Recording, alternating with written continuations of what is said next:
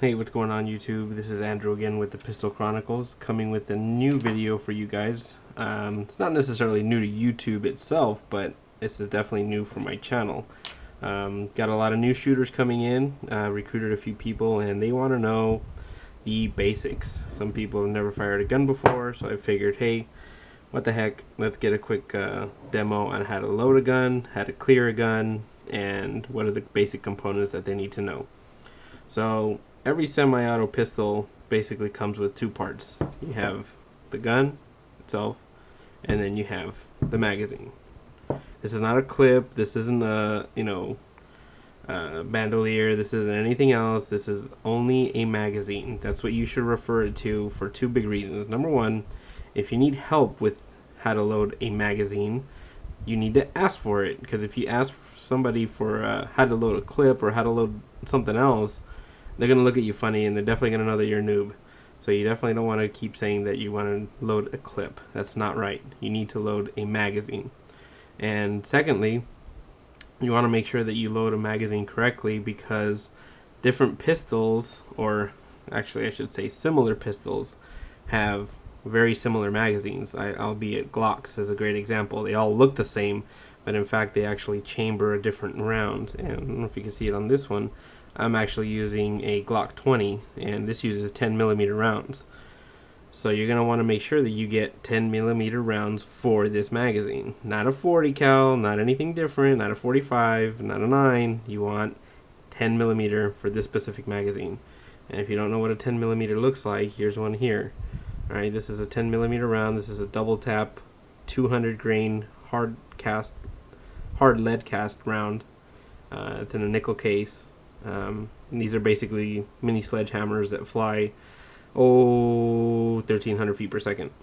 So if you definitely want a hard hitting round that doesn't break apart, this is what you want. Anyways, we'll get back to ammo a different day. Let's focus on what to do with a pistol, part 1. First thing you always want to do is go over the 4 safety rules that are always relevant to every weapon, no matter if it's a pistol or a rifle or anything different.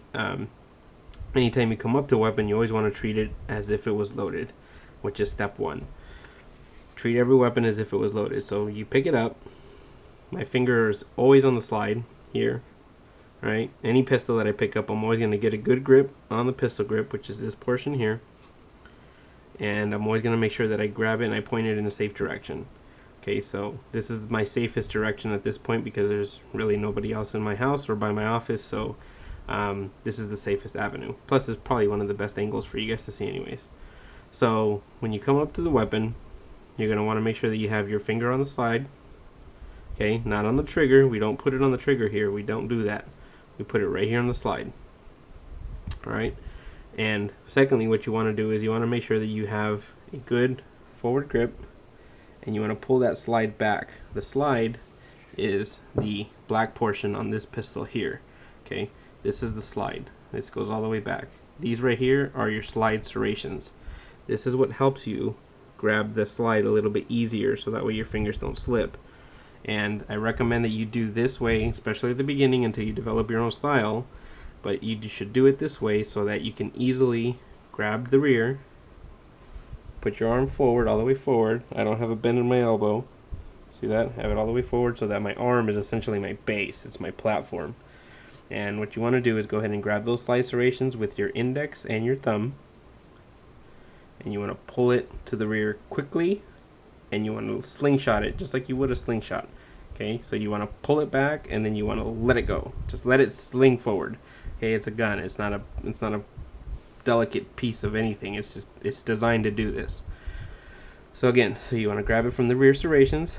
You want to grab it in one quick motion. Take a look down the side, down the magazine well, and also look down the barrel, and you see it's clear, and let it go. That's all you want to do. You don't want to do anything different. So now that I look down the slide and I look down the magazine well, I can definitely see that this gun is empty. If you had to take it apart for this instance, because it's a Glock, then you would definitely go ahead and again point it in a safe direction and pull the trigger. But that's only for Glocks. I'll do a 1911 video separately, and I'll do a revolver video separately as well. Only for Glocks will you pull that trigger to take it apart. That's it. nothing else. Well, I'm sure there are a couple other platforms, but we'll cover that as it comes. Today, this video, Glocks only. So now that we know that the weapon is clear, say for instance we're at the range and we want to get ready to fire this puppy. So we cleared our weapon, that's clear. We'll get back to the weapon in a second. We want to load the magazine. So again, we went over that this is a magazine, and we want to make sure that we load it with the appropriate ammunition using our 10mm rounds. We're going to go ahead and make sure that we identify two big portions of the magazine, the back side and the front side. Okay, you can tell the back side because the back side on Glock magazine will always have these holes to the back that lets you know how many rounds are left in the magazine. The front side is very rounded and dull. There's nothing in here. There's nothing to the front, let's just say. So that being said, you're going to grab your casing, and you're going to notice that your bullet has the front half, which is the bullet, and then the back half, which is where your primer sits. The primer is that center dot right there in the middle. When the hammer falls, or in this instance the striker falls, it's going to hit that primer and ignite your bullet, and that's what's going to cause it to go bang. And what you're going to do is you're going to take that rear centermost portion of the bullet and you're going to take it right up to this side, the magazine portion. See how it's got a little ramp right here? You're going to take that bullet and slide it right down the ramp, and it's going to seat just like such. And you're going to repeat that over and over and over again, however many times or however many bullets you have. I'm not going to load all 10 bullets right now because we'll be here for a second. So I'll just quickly load 4 bullets. See that? Taking it to the rear, push it down slowly, and just let the bullet slide to the rear. Let the bullet slide to the rear. And that's it. So I have 4 bullets in here. I know it because I counted 4, and also you can see that the number 4 on the magazine is covered. The hole for the number 4 is covered. Number 5 is actually still black. So that's a good indicator of how many rounds are left in the magazine. Well, okay, so we have our hypothetical magazine loaded with 4 rounds. So what we're going to do is we're going to grab our empty pistol now. Again, we're going to put our weapon in a safe direction. We're going to take our magazine with the back side to us, and we're going to take it and slowly insert it into the magazine well. This is where the magazine well goes, and this is where it's going to feed the weapon. Now if you'll notice, at some point it's going to stop. I obviously didn't jam it in yet, so what I like to do is I just like to give it a good tap. And it's in there. It's not coming out. It's locked in place. From here, this point, the magazine is partially loaded. It's loaded enough to get you in trouble if you live in California. Now, that being said, the magazine still has not fed around into the chamber, which is this portion here. This is where the bullet's going to seat, and this is where it's going to fire, and then it's going to travel down the barrel and expel. So from this point, you have 2 options. A, you can leave it as such and wait for different instruction to do so, but if you're shooting on your own, you're definitely going to want to take advantage of the situation on your own.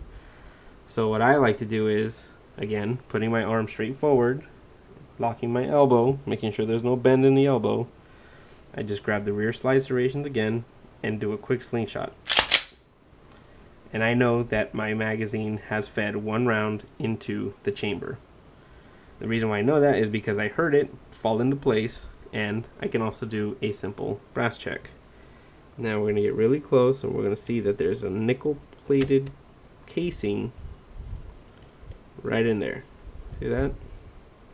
That is definitely seated. So we'll make sure we seat that forward again. So now my weapon is what we call condition 1. Condition 1 basically says that there's a bullet in the chamber, and if you pull this trigger, it's going to go bang.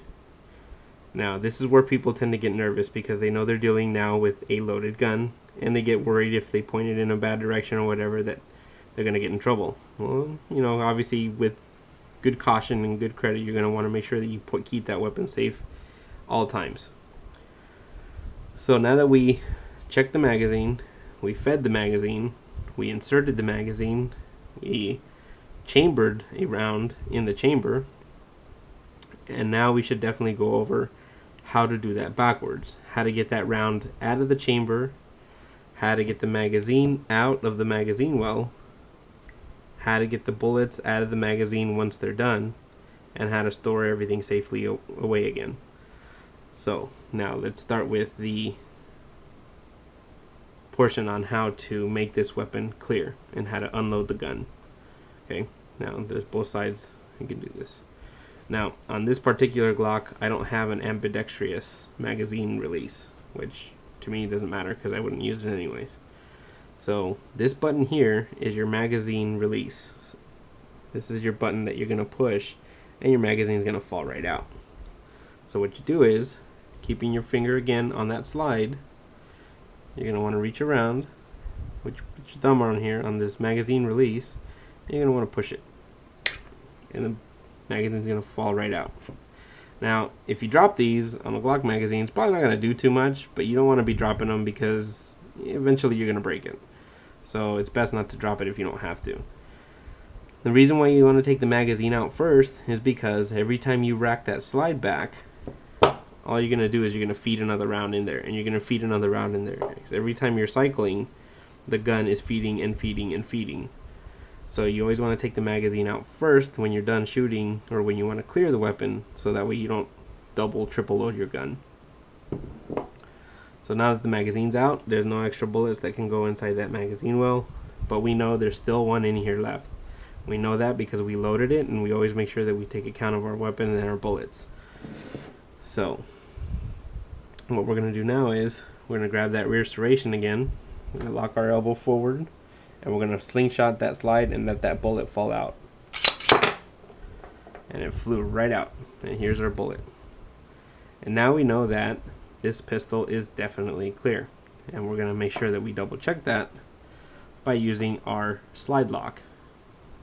This is it right here, this little button. So what we're going to do is we're going to grab the very front of the pistol, we're going to push that slide back, and we're going to slide up this button. So slide lock. If you see the little indentation right there, it's specifically cut out for this slide lock right here. So now that the slide is locked to the rear, we can definitely look down the magazine well. It is most definitely empty, and we can also see down the chamber, which would be this portion here. Right, we can see that there is indeed no bullet anywhere in here, and we're clear. So there's two ways you can send this slide back to how you originally wanted. First way is you can just pull the slide back and just let it go forward. It's up to you how you want to do that. Or you have the other avenue of using the button to let the slide go back itself. All you do is you grab that button and you pull it down in one motion, and it's going to swing forward. So you might get startled the first time, but you're good. So just depends on how you want to do it. Neither way is technically incorrect. So